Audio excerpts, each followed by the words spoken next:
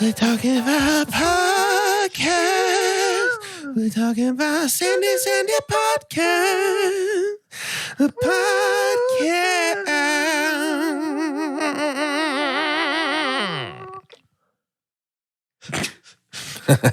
Hello. It's a podcast. It's a Sandy podcast. Oh, hello. I didn't see you there. Oh, I didn't hear you come in. We were just singing like we always do. Don't mind Just us. 3 friends singing, 2 friends singing, and 1 friend judging. One friend being stuck. Stuck inside the singing. 1 friend smashed in between 2 singings. Oh no. Welcome. This is 2 Chunks and a Hunk. I'm Jordan. It's Dune time. My name is Doge, and I offer words to inspire you, and they are thus. Fishing is the sport of drowning worms. Sandworms. Drowning sandworms. Sorry, you cut out there. Would you? Fishing. So just listen. Fishing is the sport of drowning worms. That's a quote by Unknown, which is funny to me because it's like, well, somebody said it probably one time. And then they wrote it down on this webpage. 85 fishing quotes that'll make you want to cast a rod. Okay. I swear, it's like every time he talks, I can't hear it. I don't know. That's so funny. It's so weird. 85 fishing quotes. It's just the old man in the sea. It's literally just the book. It's the whole book. Line for line. I'm Carter, and the Mahdi is too humble to say he is the Mahdi. Even more reason to know he is, as written. That's a very good Javier Bardem. That's a good Javier Bardem. That's It a must be very because it's good early Javier and I haven't Bardem. had coffee quite yet. So So it's, that's Javier Bardem's energy to Feeling you is no parched. coffee. yeah, feeling parched. That's interesting. Yeah. Look, you know why you're here. You clicked on says this it. episode because of Yeah. Dune. Yeah. Dune 2. Dune Part Dune. Dune Dune Part Part Dune. Dune Part Dune. Look, we saw it. We went and we sat down in an IMAX theater with some of our friends for the 2 Chunks Movie Club. We saw Dune Part 2, and I have been wanting to talk about it since we walked out of the theater. Yeah. That's always such a fun dynamic of like just kind of having to hold on because we don't necessarily have secrets. It's all something that we experience together. But you do want to, it just feels like such the heart and soul of what 2 Chunks is in general. Is just like talking with your friends about movies.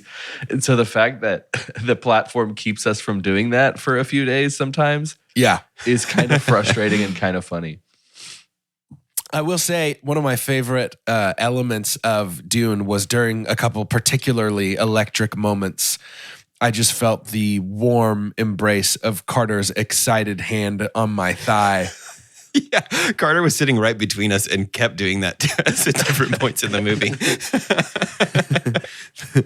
All color There it is, drained son. from the screen and everything was in black and white. And I just felt a death vice grip on my Just a inner little thigh. squeeze. A little squeeze right by my knee. Oh, one time I grabbed Jordan's hand, I think. Yeah, you did. And the reason I knew that what was coming outside of just good story writing and some tension was this was my second time. When I saw it with them was my second time to see it because it so happened that another group of friends several weeks before we got these tickets with the 2 Chunks Movie Club had picked this a time several hours obviously before this one, but in the same theater. So they were cleaning the theater for me to come back on in there. It was the same room? It was the same room, yeah. How similar were your seats? These seats, which I preferred the seats with y'all, because these seats Because you were got to touch our knees. because I had to touch Yeah. the thigh access. I was maybe about 5 rows closer with you guys, but still in the same area that I was in. And so, Off to the left side. yes, I feel like the seats Yeah. where we were in the IMAX, which was probably, I guess you could say, like there's 2 sections, and it always feels like the front section of an IMAX is a ghost town until people are like, well, I have to see it. Right. Night one, and then those end up filling, and then there's the massive section in the back. We were probably 6 to 7 rows back in that big section Yeah. of the back, and that felt like a pretty sweet spot, especially for a movie that while it does a lot, it doesn't move fast. Like even in the big scenes, it does feel like our director wants to really, really let us soak it in, which is Every time we see Much IMAX, every time we see something in IMAX, it takes me like almost probably 10 minutes. Like I think it's by the end of maybe 30, 40 minutes, because it's like a few minutes into the movie. It's all the trailers and then some of the movie to like adjust my perception to how big the screen is. Like the first few trailers, I cannot read anything on the screen. I can't tell what's happening at all. It's like it's when you get like a slightly different glasses prescription and you're just like, actually, I can't see anything at all. Yeah. So like, I don't know, maybe I'm a boy who in IMAX would prefer to be 2 or 3 rows behind where we were.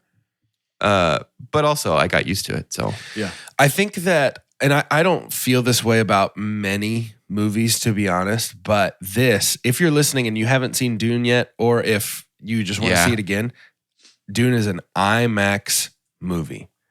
Yeah. This movie is designed to be seen as loud and as big as humanly possible. If there was a bigger screen, I would go see it on that. I mean, it is an enormous, enormous movie in so many ways. And I think we should just rip this Band-Aid off and start talking about it. Doge, do you have a synopsis for us? Of course I have a synopsis for you. We're mixing things up. I didn't know if we were abandoning. What do you think this is? Baby's first episode? Baby's first podcast? This is like something probably close to even Baby's like, probably like Baby's like 600 or 700th episode, probably something close to that. Something like that. Apparently. It's probably pretty close to that. Pretty close. This week's IMDb synopsis comes to us courtesy of Warner Bros. Pictures. They sent it to me in a letter in the mailbox. Oh. Paul Atreides unites with Chani and the Fremen while on a warpath of revenge against the conspirators who destroyed his family. Facing a choice between the love of his life and the fate of the known universe, he endeavors to present a terrible future only he can foresee. Okay, enough joking around. I'm ready to talk about Dune for real, in earnest. Let me say, Denis Villeneuve has been my favorite director for a while now. My favorite working director, at least. And, you know, I think that some of the hype for Dune 2 got a little lost on my movie industry cynicism that I'm experiencing right now. Like some of my jaded, everything's a sequel, everything's a cash grab. There's nothing that's made just because it needs to be made anymore. Right. I was wrong. Dune 2 feels like it needed to be made. Dune 2 feels like a movie that Denis Villeneuve had in his soul and wanted to create. From the beginning to the end, there is not a moment in this movie that feels wasted. There is not a visual that feels like it was half-assed. No. Everything about this movie feels like it was done with excellence in mind and with like movie magic at the forefront. And I'm just in awe of this movie. That's what I'm feeling about Dune as a franchise, now that it's more than just one single movie, is I feel like Dune is the franchise right now carrying the torch of movie magic. 100%. Of like, Dune is the only thing releasing right now that I'm like, I am dying for a director's cut. I know Denis doesn't do those, but I want him to. Right. I want an extended edition. I want to watch like whatever the Dune equivalent of the Lord of the Rings appendices is, where it's like hours and hours of interviews with the costume directors and sound designers and stuff. I like, want that bad. This is the movie series to me that is the successor in terms of the craft of movie making to Lord of the Rings. I agree. To me.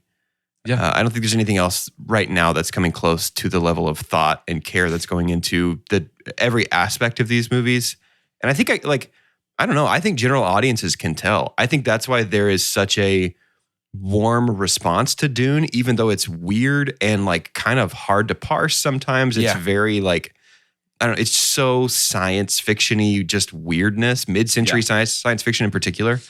But I think you can tell that it's not this is not Jurassic Park 7. This is not Avengers 6. This is not, unfortunately, it's not a Fast and Furious or a Godzilla versus King Kong or Godzilla and his new best friend, King Kong with a robo arm movie. Like I think it's something with more soul than that. Yeah. I think, no, you think. I think.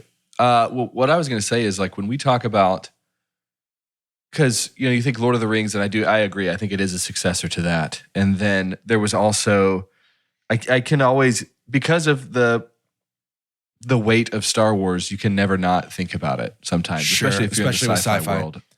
And it felt like, I wonder if we were getting a touch of, because when we talk about how weird Dune is, and again, Dune I would pretty easily argue is far more cerebral than Star Wars. Yes. But in kind of sitting in there, and it feels like maybe more than half of the audience is like, what the heck does that mean? Who are the Bene Gesserit again? Is like, you didn't get to read Star Wars before you saw it, but then things come up out of nowhere, like midichlorian counts, and really what is the Force? And it's a little bit more simple there, but I do wonder if we're getting a taste of like what it felt like to have people not really understand, but just marvel and just be like, it doesn't matter. Like, I don't really need to know what this means. Another thing on the IMAX front is like something that was reiterated to me in watching Dune, because I was thinking, what's the last movie I saw that needed to be in IMAX? And passion projects can look totally different. Like Maverick, Top Gun Maverick was the last thing I saw in IMAX. And I was like, well, it can't not be here. And this was clearly a passion project because Tom Cruise, more than anybody, likes to dish out his own flavors and let everybody know his recipes and be like, look at how much I've done and all that kinds of stuff and real painstaking pilots. hours. And the thing about that is the only time that Top Gun Maverick is immersive is when they're in a cockpit. A Dune is immersive the entire time. And when Jordan was talking about just how gorgeous it is, it's just like every single frame is so beautiful, and what Denis does with color and shapes, and it's really unbelievable. Also, Paul, on the sound front, Paul riding a worm for the first time is the loudest thing that's ever happened to me in my entire life. Yeah. It was unbelievable. And it was amazing. Mm-hmm. And I also, there's more interesting things to talk about than the soundtrack, but I do just want to say that this soundtrack, Hans Zimmer, I'm not willing to say that Hans Zimmer is back in his prime better than ever, but I mean, I'm not willing to say. That's the thing. I think this soundtrack was much more interesting than Dune Part 1 to me. Yeah. I think even in our Dune episode, I may have super dumped Hans Zimmer's soundtrack.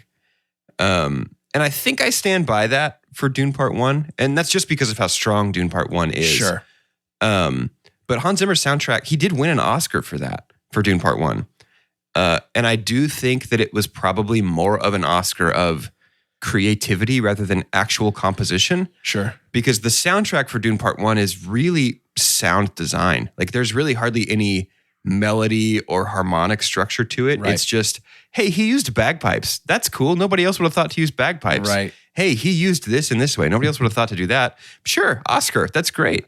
But I think this one, like the way we've incorporated the bagpipes back again and like pitch shifted them and distorted them, particularly when they're like treated as if they're like processed to sound almost like synthesizers, right? As the Fremen are riding the worms with the Atreides banner. That's fantastic. That's unbelievably cool. It's so sick.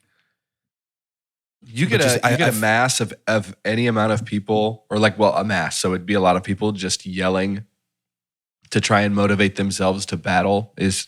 I'm in. Yeah, swells of emotions. I'm just like, let's go. Yeah, I want to. We're going to jump around quite a bit. We're not going to walk through this movie in order necessarily, but just to talk, a little bit about sort of the beginning of this movie and the way that we start. I think that in less caring hands, the slow start of Dune Part 2 could have been off-putting because we come out of the end of Dune Part 1 and we kind of take our time with building back into sort of new story and new action here. But it really doesn't take long to get interesting. And I think that is a strength of the characters here, that there's a lot to unpack with almost every single person. It's the characters, and I think it's faith in both the source material and just the world that the team crafted and now gets to flesh out a little more in Dune Part 2. I think this is a result, like the pacing of this at the beginning and the fact that it's like not really like we start on kind of an action-y opener, but it's not like I don't know. There's a lot of faith placed in the audience to be like, you're going to care about these characters. I promise. It's a PG-13 movie that's not specifically for 13-year-olds, which I think is pretty nice. Yeah. It's Chelsea and I are getting back into, it feels like the spring has a lot of really good food competition shows. And so I think of how they measure a good dish. And one of the main components is presentation. Taste is a majority of it. But presentation is a big thing too. And so I think what was so brilliant to me is in knowing that he was going to pick up basically right where we left off with Dune Part 1, Denis decides to do a double eclipse and make everything burnt orange, like just a dark orange. Like everything looks like a blood orange in our first landscape on Arrakis. And that felt so smart too, because we're kind of dealing with the same crew and some of the same tensions, but it was very clearly the next movie. Does that make sense? It was very clearly like, here's something super different. And the way that he's literally just moving planets and just big structures to just change things and change perspective a little bit, it sneaks up on you that he's doing that kind of stuff. But it's brilliant because it's almost like he's trying to do like, just kind of, I don't know, it's a beautiful distraction to help you carry on a pretty slow moving story for a while. Yeah. I think that I'd like to stop down for just a moment and give a very special shout out to Rebecca Ferguson, who is, I would say, like, has accessed a new level here in this movie. I think up until the last 20 minutes of the movie, she was far and away my super pump for the movie. But there is like the final. I mean, there is the last part of the movie that's obviously so amazing. Sure. Yeah. No, it's there's so many things to love here. But I want to make sure that we give Rebecca Ferguson her moment in the Two Sons. She might have been my super pump in the first one. I think Rebecca Ferguson has been bringing it for a long time. Because I was just going to say, she's the crux of, she feels like the foundation of all the weirdest parts of Dune. Sure. And she's got to emote in a way that nobody else can. She has to have conversations with a fetus pretty regularly. Yeah. And she has to drink worm piss before anyone else does. Like there's a lot on her plate. Yeah.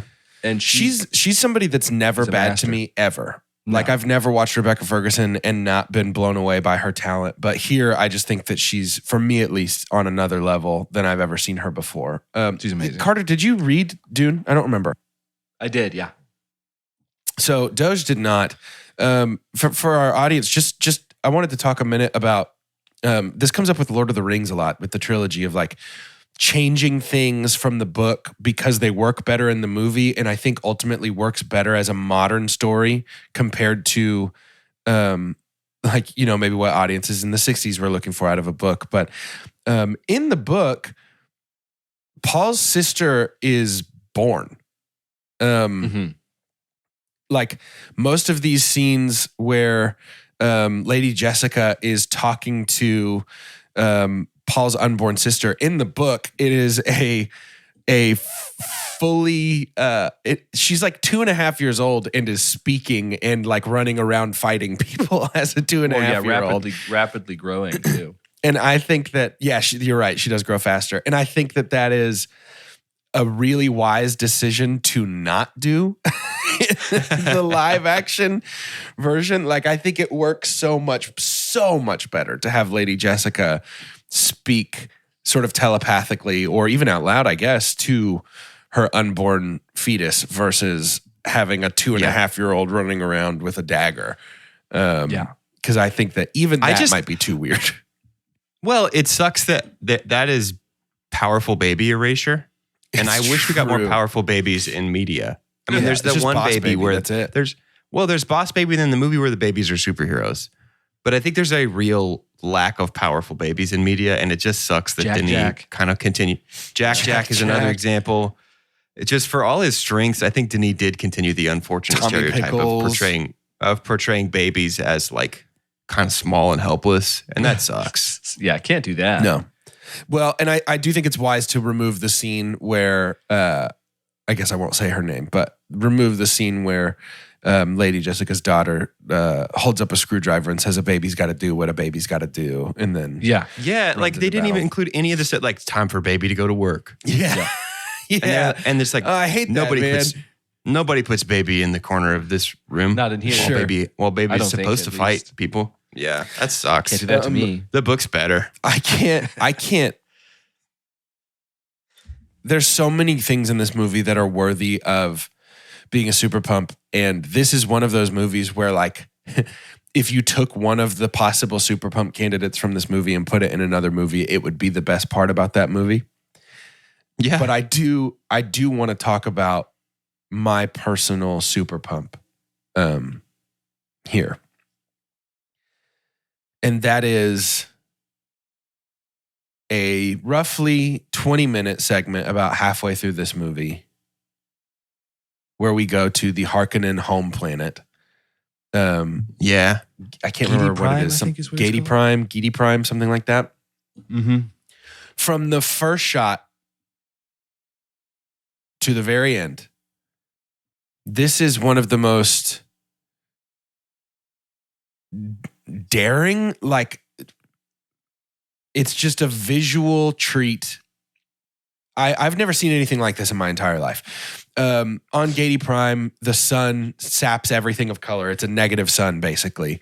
And so the light that it brings just turns everything black and white. But when we're inside, when we're shaded from the sun, there is color. And the blend of walking from color to a black and white world, but specifically this Colosseum with these inky black fireworks that are going off in the sky overhead, and an entire crowd chanting for Austin Butler's Fade Ratha. I mean, I could have watched a 2-hour movie that was just set on this home world about Fade Ratha's echoing journey to becoming a potential Kwisatz Haderach. Yep. That is the thing that I've been thinking about since we left the theater, is just that whole experience, that 20 minutes. I think there is I don't know, not to be negative, but it is Dune. The spice must flow.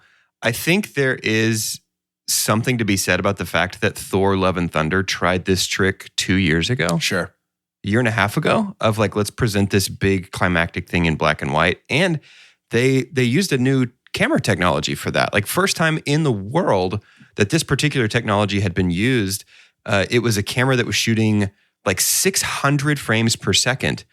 And they were on a stage, and there was LED lights all around the stage that were flashing rapidly. And so each frame, the actors, it was moving so quickly, the actors didn't really move, but they could choose where the lighting would be in each frame because the lights were moving so quickly.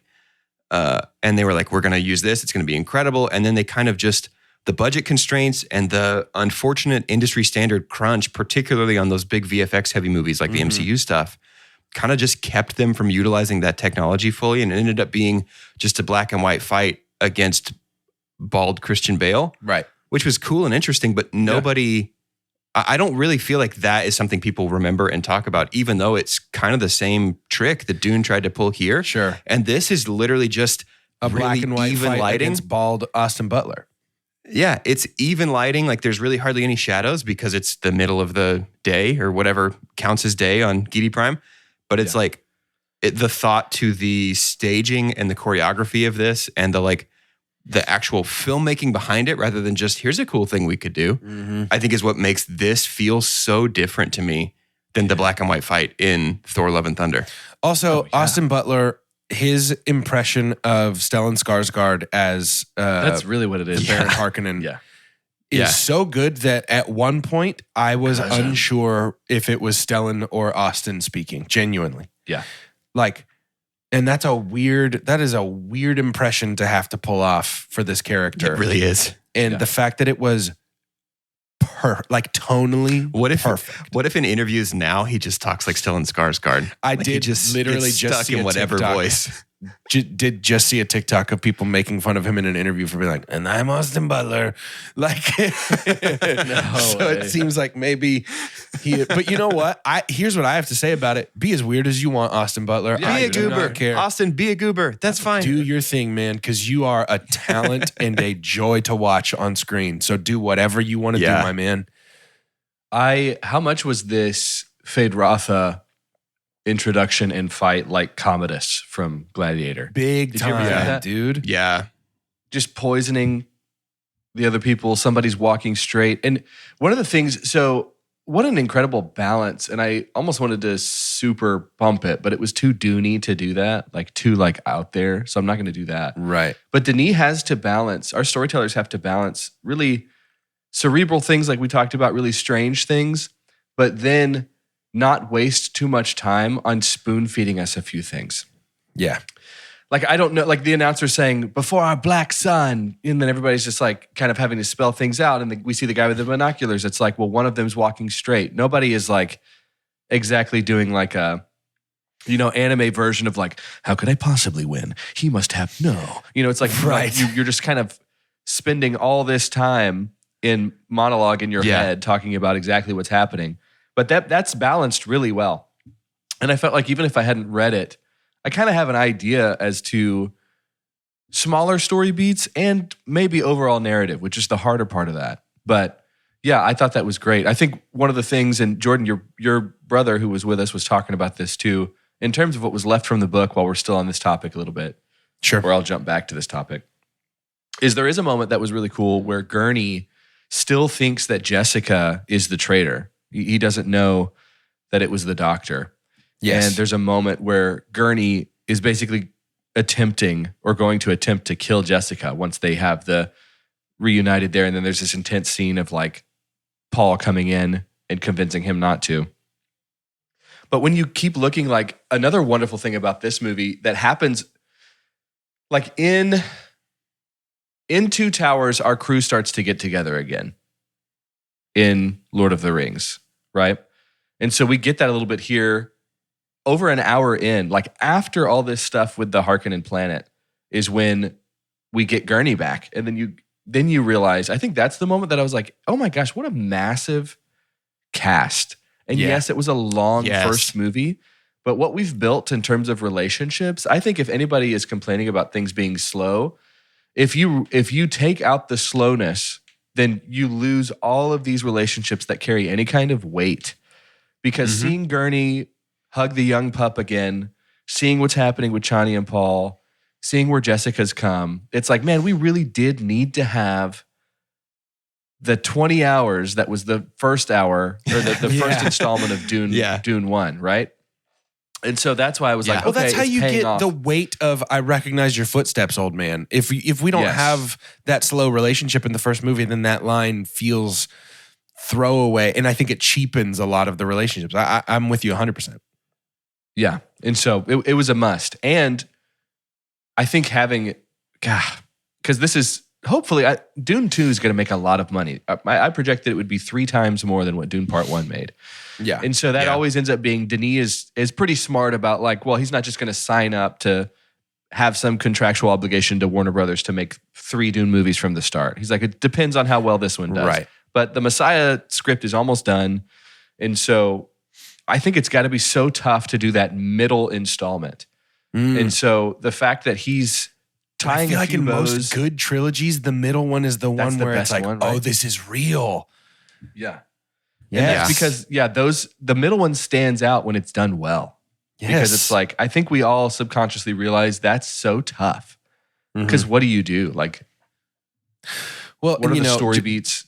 Doge and I, we didn't talk a lot about our thoughts on the movie on our drive home, but we did sort of laugh about what this movie would look like had Disney ruined it, like they're doing with so many things right now. And we were kind of giggling about, guaranteed this movie would have had Paul Atreides be like, you want me to ride that? Like that kind of energy. And I'm just so thankful that this movie was able to not only build these relationships and not yada yada the friendship and the family part of the movie, but also that that this movie was funny. Stilgar is funny without leaning on the Disney cheese of like, he's right behind me, isn't he? You know, like that whole thing that is very like Avengers right now. And I'm just really grateful that this movie, this is a movie that you can watch in 20 years and it's not going to feel dated because it isn't full of 2020-isms. This movie is just a good movie. Yeah. The worm's right behind me, isn't it? Yeah, right. Right. You're telling me that I got to ride that? That's just, I don't know. I can't just help Gurney, but be Gurney grateful. looking for a seatbelt on the worm. Oh, no. I thought it was interesting that Gurney has an intense desire, that Josh Brolin in this movie has an intense desire to kill Dave Bautista because Dave Bautista killed his family members, which is the exact inverse of their dynamic in the Marvel movies, which is interesting. And there's little connections like that where it's like, you guys have been in stuff together before, haven't you? Like Timothée Chalamet and Florence Pugh. We've talked about that before. In Little Women. Yeah. I had a moment with Zendaya and Rebecca Ferguson where they were in a scene together. And I leaned over to Jess and I was like, do you think after they cut in this scene, they talked about The Greatest Showman at all? Do you think they were ever just like, we were in that movie together? I don't remember how that first song starts, but I do like to imagine that they cut at one point and Zendaya was just like, ladies and gentlemen, there's a bunch of big worms here. Let's head to shout announcements and then we can wax poetic about our love for this movie again after that, eh?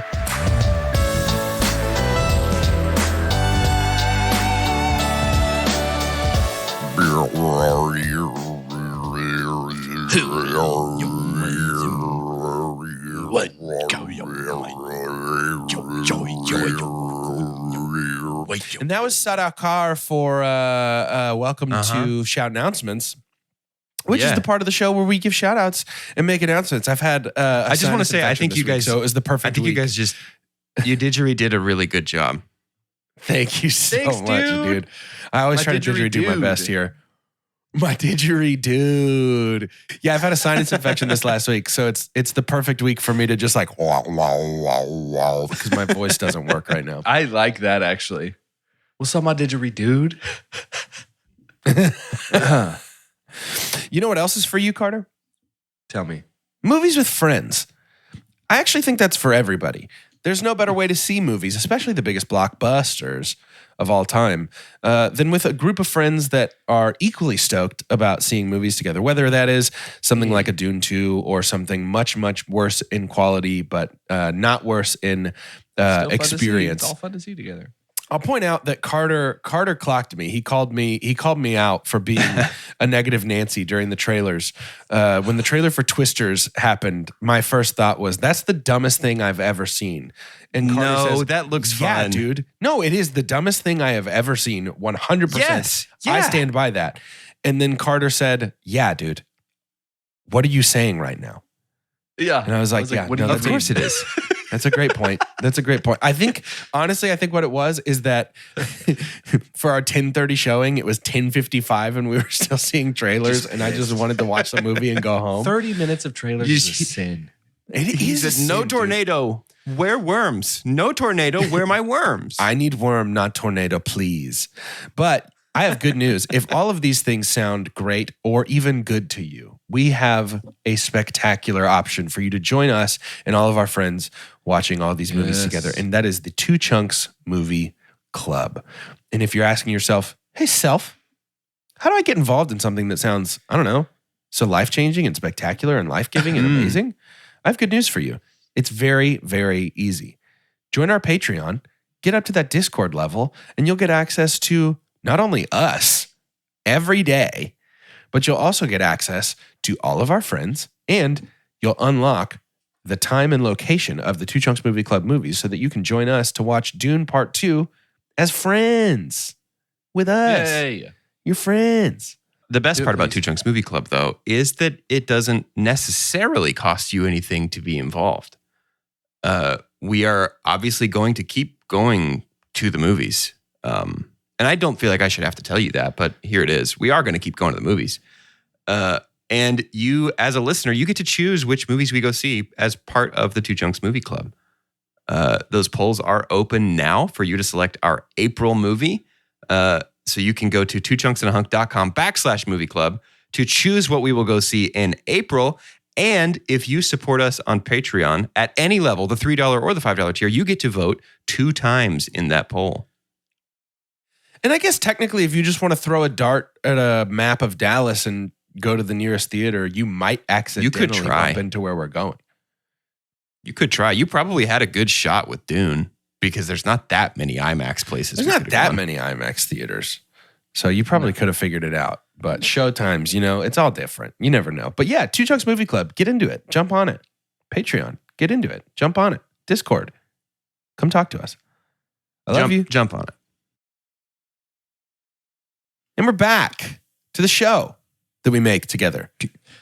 Can I super dump? Please. Yeah. I am heartbroken. This is a quote from one of 2 bigger Dune 2 actors that were cut from that movie. They were removed from the movie.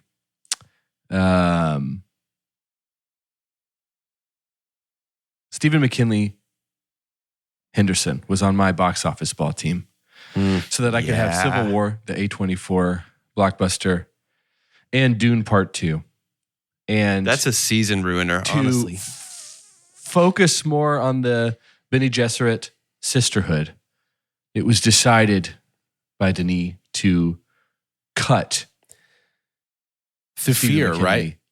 Is the name of the character Thufir Hawat? Yeah, there's a pretty big scene that was changed in this movie. What on earth? And then It didn't Tim Blake bother me. Nelson was supposed to be in this too. Oh, I like Tim Blake Nelson was in cut. this? He was supposed to be. So yeah, just a bummer for me. And then also like Hawat is such an interesting character, and we don't get many more like him because basically in Dune, in the lore of that just universe, we are well past computers because I think there was some kind of like computer uprising, and so that's why we never really see too many technologies used that are using some kind of computer. Things are run on spice because spice is being given to these people that basically become computers and can see the future. Mm-hmm. And so Hawat was one of these guys. And so to not have him in the movie, a Mentat, I was bummed because it is so cool that how they show you. That's another thing that Denis doesn't just say all of the things that I said, so you could explain that. But the fact that he's retrieving information by his eyes going in the back of his head for a little bit in the first Dune, if we remember that. And I thought he was a great character, and he was pulled. I know that there's just so much more to do. I do think it was nice to have some of this more, the Lisa Does of the world, everybody trying to plan over have hope with the Bene Gesserit. I don't know if I would take that away because I think that's really interesting how it ties several characters together. But yeah, super, super dumb. Did they film his scenes? Yeah, they did. Yeah. And just ended up cutting them? So Release the extended edition, Denis. Don't be a coward. Release the extended edition. Don't talk about Denis like that. Not to dork it up too hard, but just very briefly, in the books, Thufir is the one that made sure that one of the Atreides fighters was not drugged in an attempt to have that fighter kill Feyd-Rautha. And so there should have been a scene where Thufir faced some consequences for that There decision. will be. In the extended edition, there will be. It's not going to happen. It will. Okay. But I think a good shortcut, if you're going to cut that, which I understand how much is here that needs to be cut in order to make a movie that flows. And so I'm sure it was like that for everybody that read the Lord of the Rings books and loved them and then watched the movies, that there was stuff that they were like, but what about? And so I get it. But if you're going to cut it, I think a great way to do it is to make Baron Harkonnen be the one who does not poison the fighter as like essentially a birthday gift to Feyd-Rautha. I think that's great.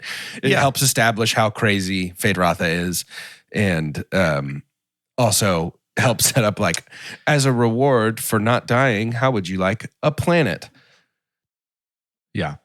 Tim Blake Nelson was supposed to be Lisa Doe's, technically his or her husband, who is Hasamir Finrig, who is the Gotcha. They're kind of like up to no good, and the Baron has an idea. Baron doesn't really like anybody but himself, but he certainly has an idea that they're up to something, and so he's trying to stop them. But yeah, without getting too much in the weeds on that, that's what Tim Blake. I mean, that's worse than having been in the first one. It can't be in the second one, but supposedly, old Timmy and Denis still have plans to do a movie together. So he'll show up in a Denis movie. Cool.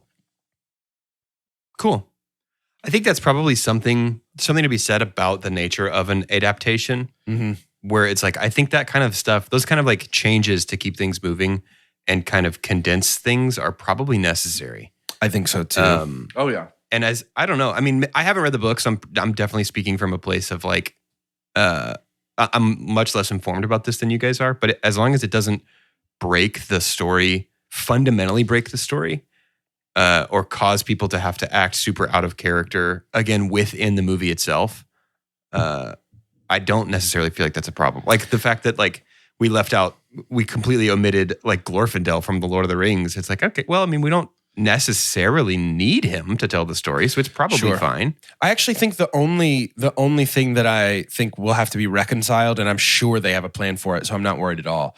But in the books, Chani is a lot more willing to go along with Paul's rise to messiahdom and a lot more willing to like be on board with like, oh, he likes me more than he likes her. He just needs to be with, like, she doesn't have as much agency. And so I think, especially for a modern audience, but really just out of respect for Chani, the character, giving her a lot more agency and having her be more unhappy with Paul's decisions and like unwilling to accept, you like me, but you have to be with her, I think is a way more interesting version of Chani than the book had. Like Chani is, it's not that she's a non-entity in the book, and I think especially by Messiah, she does a lot more, but in order to set her up as like a good character, to be honest, I think the decisions made here for Chani's character are excellent. I am fully on board with those changes in particular, which I think are the biggest departures of anything from the book. And so I'm down for it too, because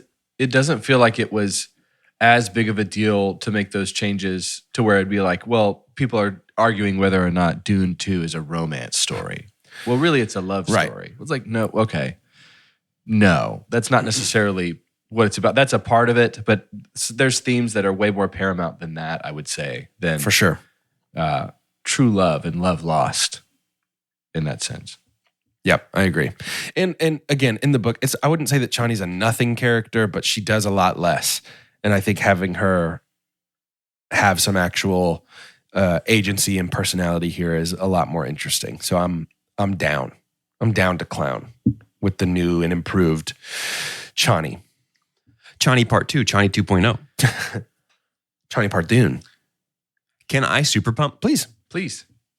The final 20, 30 minutes of this movie. Yeah. The assault on Christopher Walken's silver ball is so sick, by the way. Absolutely fantastic. The reflections in the silver ball as it lands. Yeah. Oh my God. Absolutely fantastic. Freaking like chrome.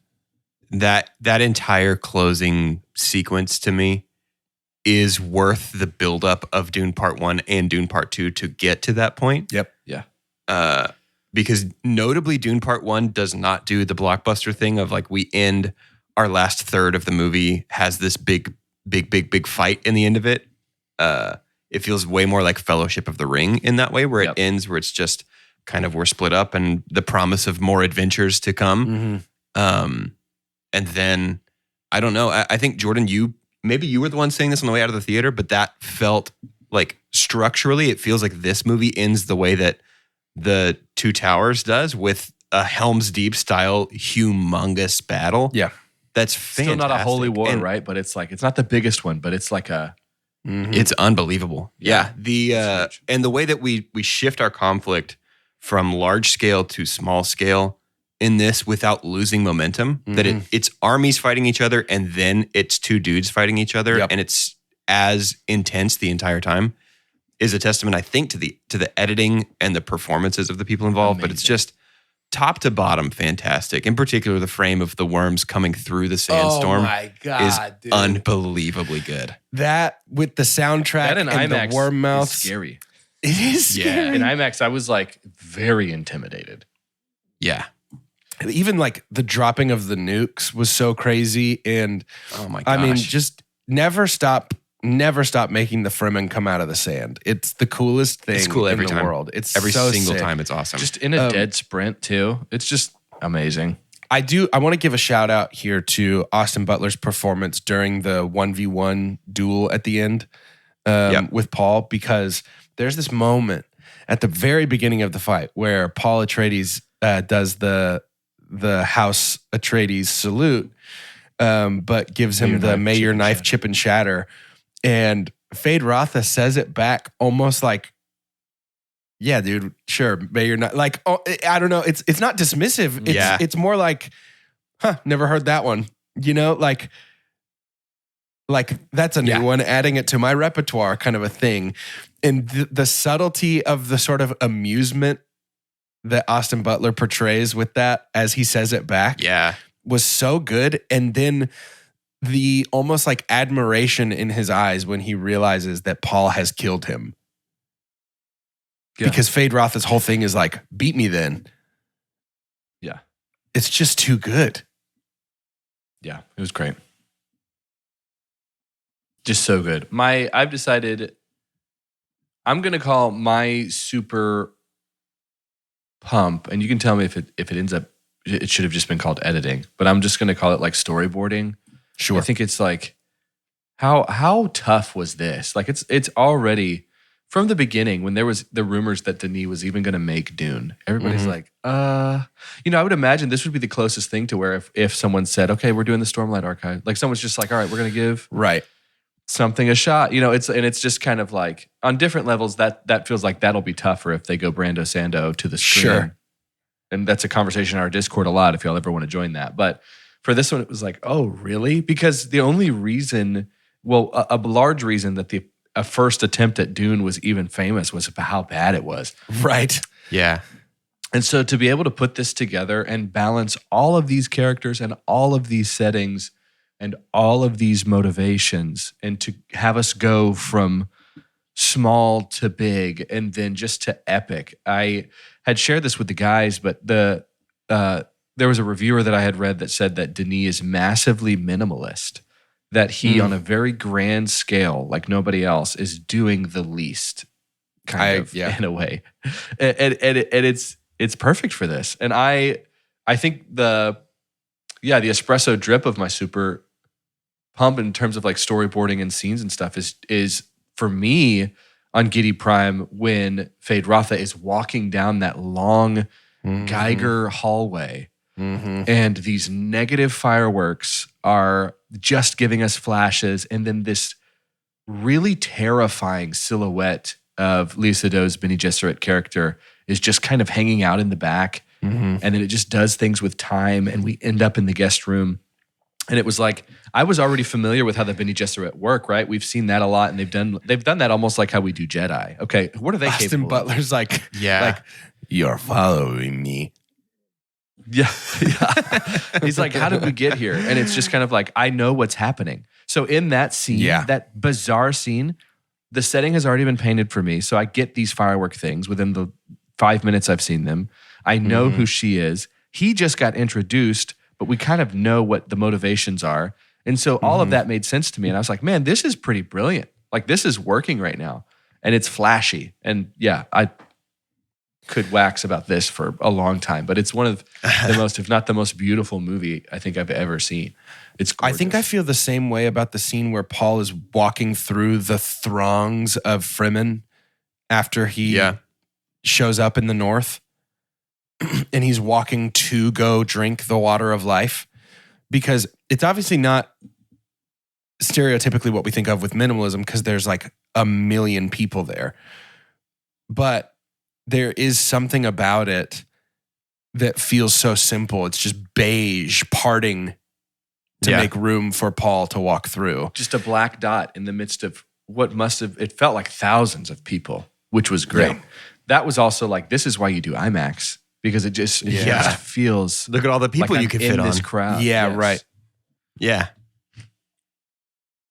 Yeah. And I mean, as we talk about this, and I'm looking at my Arrival poster right in front of my face, like that is a hallmark of that movie as well. It's so impressive because he does just enough and not too much. It's just And a that is- circle. Yeah, that is his skill set. I fully agree with whoever it was that you saw say that about Denis, and I think it's on full display here. There's so much that we could spend so much time talking about in regards to this movie.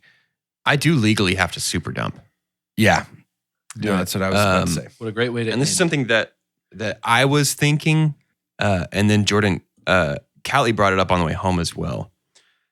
Minimalism is awesome, and it's great to not know a lot, but I would like to know, how do you get off a worm?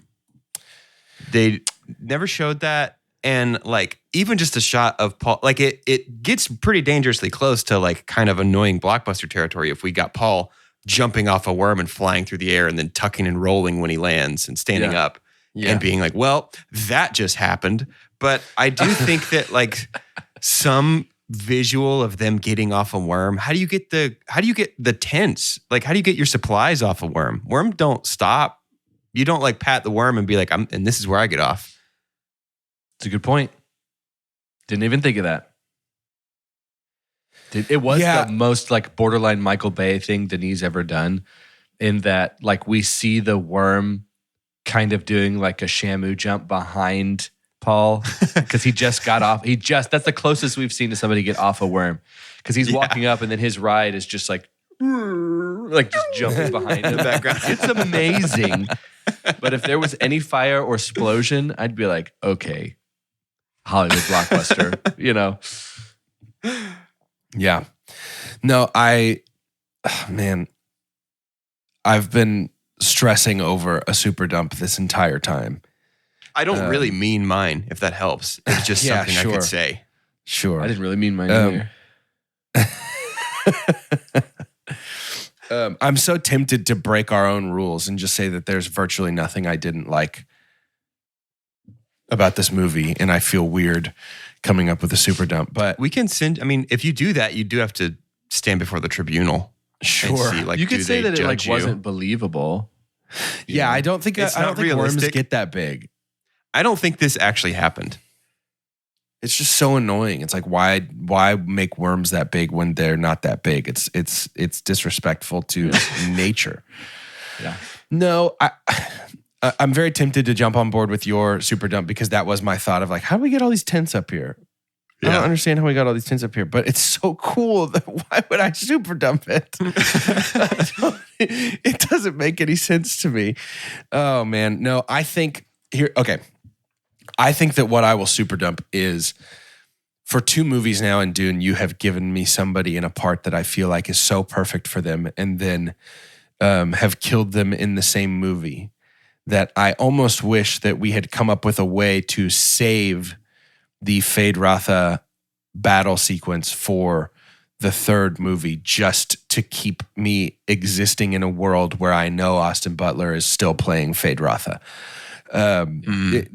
With Oscar Isaac going, it's like, dang, such a great pull for Dune, and then he's gone. Momoa too, even. And I thought and Jason Momoa, and I feel the same way about Austin Butler here as Feyd-Rautha, where it's just like, dang, dude, he is just so, and it's not something that I saw beforehand. I told Carter, I think this is the first movie I've watched with Austin Butler in it, so I'm just now getting my first taste of this Have you man's seen juice. Once Upon a Time in Hollywood? Oh, he is in that, isn't he? Yeah. He plays Elvis in that. He's That's Elvis it. in that. Mhm. Okay, so not my first movie, but I think this is the first time that I've really gotten on board the Austin Butler hype train, and I'm fully here right now. And so I think leaving knowing that he's already done is such a bummer. He's Sean Bean, Would you- dude. I was about did. to say, Does would you everything say a that good Sean Dune, Bean character? Dune as a franchise has an instance of a triple Sean Bond It does kind of have an instance with of Oscar triple Isaac Sean Momoa Bond. and now Austin Butler? It's like, you're perfect, and that means you must die. No, and I'm squeezing here. This is a sweaty super I dump, don't even to be know honest. if that's how you measure the Sean Bond, though, because Sean Bond has done it more than once. It's true. That's true. That's true. That's true. No, this super dump is insanely sweaty for me. I don't have a real problem with it. I just wanted to get to something. Let's rate this. Otherwise we're just gonna Chris Farley all over this thing, and that's so uninteresting to listen to. If you want to Chris Farley with us, just get on Discord, and I'm sure if you send a message about what about this, you're gonna get 50 people like, oh my god, I know. So if you want to Chris Farley, just get on Discord. But we're going to rate this movie using the scientific cinema scale, which is perfect, and as follows. The best thing we could ever say about a movie is own it, don't lend it, Buy that poster. The next best thing is buy it. That's followed by rent it, and then stream it. After that is forget it, and last, but certainly least, the worst thing we could ever say about a movie. God hath forsaken us. Muad'Dib I'll buy has the poster. forsaken us. I'll buy the poster. Really? I'm Yeah. just kidding. Yeah, obviously. You liked it? You thought it was good? Just based on everything said. I think it's so hard to go into a theater and like not saying see new things is silly because it's like a different movie than what I've seen. But it's just Sure. It's just different. I think I don't even know if it's a bar that's settable. You know what I'm saying? It's like I don't think Denis sets a bar. I guess he sets a bar for himself when he makes things. But Dude, it's just take kind a of quick like, little stroll through his like most recent stuff on IMDb and find the part that he doesn't do something that makes us feel like this, you know? Point to the bad project. Just it doesn't exist. And he's the kind of spice that he cooks with is what feels like some of the least you can't copycat it. I think Right. you can't even get it's not even recognizable as trying to be Denis if you did. You know what I'm saying? It's like you can bend worlds and play with time, and someone might be able to be like, "Oh, they're trying to be Nolan right now with everything moving backwards and playing with all." It's like what do you do to look like Denis Villeneuve without just being Denis Villeneuve? Yep. Yeah. No, I think Can't that's figure great. I'm going to buy the poster for Dune Part 2. Son of And I think it is not hyperbolic to say that Dune as a franchise and Dune Part 2, because that's what we're talking about today, reminds me of why I love movies. Dune feels to me like the kinds of like I came of movie age around the time of the Lord of the Rings trilogy. And then this is a wild thing, and we don't have time to jump into it. I do feel like the first 3 Pirates of the Caribbean before Dune are probably the last time there was a really solid intersection between blockbuster and like actual movie magic, like we talked about earlier today. Sure. Which is a crazy thing to say, and we can definitely unpack that later. But I think that there has been a real lack of that kind movie making that feels like this, where it's like this blockbusters isn't specifically, I think. Right. It reminds me of when we start Game of Thrones, and it's like the last time we had dragons, they were so inbred and devolved to the point that they were like house cats.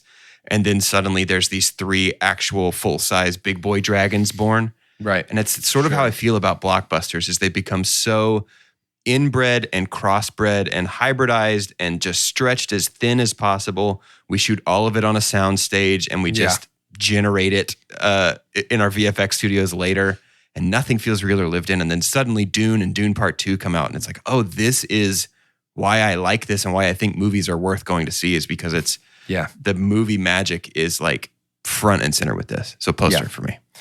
I'm buying the poster for basically all of the same reasons. I think that Dune, it feels like at least once a year we get something that's like feels like a real movie. So I don't want to say like there hasn't been any real movies, because that's not fair. But I just feel like Dune Part 2, like you're saying, it's that reminder of like, oh, blockbusters can have souls. Like a blockbuster can have an ethos and something it's trying to do and say, and it can break through barriers and do impressive things that don't mean that somebody just sits in a room and codes it. So while somebody stands in front of a green screen and pretends for a long time. And I just think that Dune was so refreshing to me to just remember that there are, because I think when I say that I have movie fatigue of any kind, what I really mean is I have blockbuster fatigue. There are so many Absolutely. interesting indies and like passion projects that are breaking molds and doing special things. I think what it is the veneer on a blockbuster, on blockbusters as a type of art. The veneer on blockbusters is wearing really thin, and they're becoming extremely transparent that this was released to see if the studio could make money off of it. I think I would almost say to take what you've said and tweak it just a hair to more where I'm landing on it. I think it's more like blockbusters have become like a movie that's not really a blockbuster can market itself and pretend to be a blockbuster in a way that sets you up to expect to see a blockbuster, and then it's just a CGI mess. Yeah. Whereas with a movie like Dune 2, it's a blockbuster. Like it means 100%. it. When it shows up, it means it. And that's what I want from a blockbuster. I want Top Gun Maverick. I want, John Wick 4 is kind of there in that same category for me, but mostly it is something like a Dune Part 2 where it is like, I'm big, I'm here, I'm loud, and I mean it, and you're going to love it. And this is one of those rare movies where I feel like if somebody says they didn't enjoy it, they either are just doing the thing where they want to go against the grain or they didn't pay attention. Like I think watch it again. Yeah. Part of critiquing and just having opinions about movies, I can't help but feel Goldilocks sometimes, because it's like, as much as I'm like, oh, don't just rip off from other people, I do understand that like art making in general there has to be some kind of influence. And if I subjectively feel that from what you've put together, I'm like, I'm totally fine with that. So a big hope for me is, because we do know that the numbers mean something, I have no doubt that Dune Part 2 is going to make a lot of money worldwide. This is one of those that an international audience helps, because it does really feel massive. It feels like it's tough to not like this. I do hope that there is a bit of a chance. Like if we don't see copycats from this, but if we do see, maybe let's look at blockbusters different. I think it's not insignificant that this happens within a year of Barbie. I think blockbusters are having a bit of a facelift here, and I think it's for the better. But I'm also fine if Denis the only one who can ever pull this off, but I'd love to see more people just try and tell stories like this. I'm interested to see what happens with the overall blockbuster landscape that has been dominated by superheroes for the last 25 years, because this is like notably, there's one Marvel movie coming out this year, and it's Deadpool. It's like not even a true MCU movie. You know what I mean? So I'm very curious about that. I'm excited. I think I'm excited about the movie business earlier than I thought I would be. And a lot of things are, a handful of these are surprises because of Barbenheimer, and then Dune Part 2 now going past my expectations. But even talking about like superhero landscape, it's like there's different people in control of that now. So yeah, cool. Well, there you have it. That's Dune 2, baby. If you haven't seen it and you listened to this, you're an insane person, but definitely go see it. And if you already saw it, but not in IMAX, genuinely, I think it's worth your money. You didn't see it.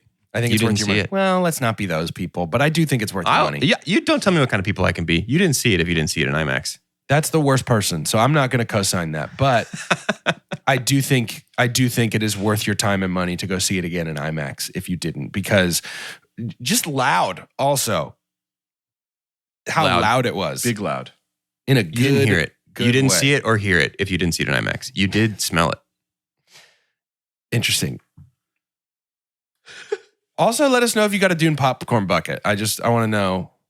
I want to know if you got one, because the memes, but also they're just funny. So they're funny. Just, if you got one, let me know. Tell us in Discord. Reach out. Send us an email. Something. I don't know. They're funny. Send us a picture of it. Just the bucket.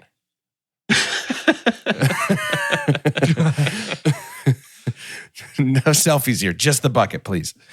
To end today's episode, I'd like for each of us to say our name, and would you please tell me what your technique on the top of the sandworm would be like? How are you going to ride one of these bad boys?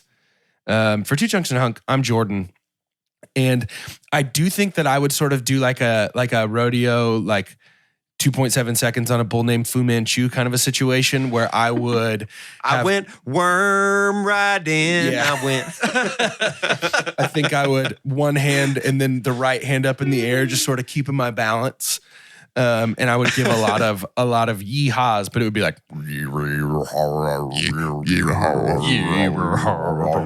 I think that would be, I think that's how I would do it. It's just the Swedish chef with a bad cold when you think about it. The Swedish chef at 0.5 speed. Yeah.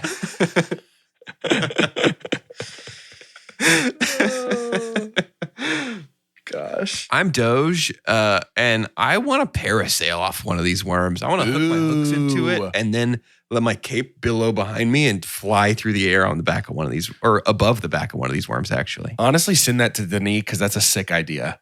Maybe that's how they get off. Maybe they just pull a parachute and like fly off the worm. I don't remember if they address in the books how they get off the worms. Denis, honestly, I'm here. I'll work for you for free. I know you listen. I'm Carter, and I'm going to. There was a fascinating. The entire process of harvesting Jamas's water was amazing. Yeah. Mm-hmm.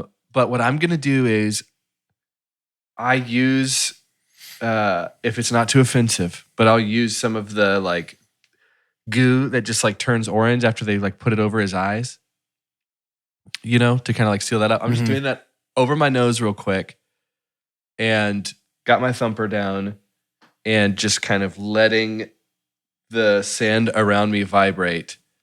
And I'm just like Sarlacc. I'm like Jonah-ing my way and just like letting it eat me. Oh, wow. So Carter's dead. It's pretty cool. So No. Carter's going to be eaten by a worm. No. I did, just so everybody knows, I looked it up just now, and apparently in later books it addresses that either riders just have to wait for the worm to get tuckered out and then they kind of rappel down the side, or if you want to get off it while it's in motion, they take off sprinting towards the tail That's pretty cool. and like jump off the back, which is unbelievably sick. That's pretty cool. Parachute's cooler. Parachute's much cooler. Frank Herbert didn't even have half the creativity I do. Did you know that his real name is Hank Furbert? Stop. So stupid. His publishers thought that it was stupid, so they made him change it. Now, Hank. Hank Furbert. I F-R-E. don't like it, but in the end, R-B-E-R-T. that's how you get clicks. Oh my gosh. Hank Furbert. That's how you get clicks or whatever.